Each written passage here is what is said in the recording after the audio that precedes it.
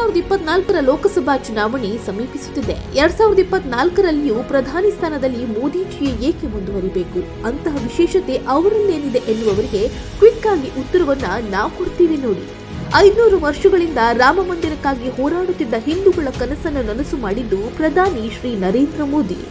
70 ವರ್ಷಗಳಿಂದ ಆರ್ಟಿಕಲ್ 370ಯಿಂದಾಗಿ ಅಪಾಯದಲ್ಲೇ ಬದುಕುತ್ತಿದ್ದ ಜಮ್ಮು ಕಾಶ್ಮೀರದ ಜನತೆಗೆ ಆರ್ಟಿಕಲ್ 370 ರದ್ದತಿ ಗಿಫ್ಟ್ ನೀಡಿದ್ದು ಸಹ ಪ್ರಧಾನಿ ಶ್ರೀ ನರೇಂದ್ರ ಮೋದಿ. 69 ವರ್ಷಗಳಿಂದ ಭಾರತದಲ್ಲಿ ಬಾಂಗ್ಲಾದೇಶ ಅಕ್ರಮವಾಗಿ ಆಕ್ರಮಿಸಿಕೊಂಡಿದ್ದ ಭೂಭಾಗದ ಸಮಸ್ಯೆಗೆ ಇತಿಶ್ರೀ ಹಾಡಿದ್ದು ಸಹ ಮೋದಿ ಸರ್ಕಾರ. ಅಲ್ಪಸಂಖ್ಯಾತರು ಮೋದಿಜಿಯವರನ್ನ ವಿರೋಧಿಸಿದ್ರೂ ಸಹ 34 ವರ್ಷಗಳಿಂದ ಹೋರಾಟ ನಡೆಸುತ್ತಿದ್ದ ಮುಸ್ಲಿಂ ಮಹಿಳೆಯರಿಗೆ ತ್ರಿವಳಿ ತಲಾಖ್ ರದ್ದತಿ ಭಾಗ್ಯ ನೀಡಿದ್ದು ಇದೇ ನಮೋ ಸರ್ಕಾರ. 20 ವರ್ಷಗಳಿಂದ ಸಾಧ್ಯವಾಗದ ಚಿನಾಬ್ ಸೇತುವೆ ಹಾಗೂ 19 ವರ್ಷಗಳಿಂದ ಹಾಗೆಯೇ ಇದ್ದ ಅಟಲ್ ಸುರಂಗ ಸಾಕಾರಗೊಂಡಿದ್ದು ಸಹ ಪ್ರಧಾನಿ ಮೋದಿ ನಾಯಕತ್ವದಲ್ಲಿ. 18 ವರ್ಷಗಳಿಂದ ಸಾಧ್ಯವಾಗದ ಜಿಎಸ್ಟಿ ಜಾರಿಯನ್ನು ಪ್ರಧಾನಿ ಶ್ರೀ ನರೇಂದ್ರ ಮೋದಿ ಸರ್ಕಾರ ಪೂರ್ಣಗೊಳಿಸಿದೆ.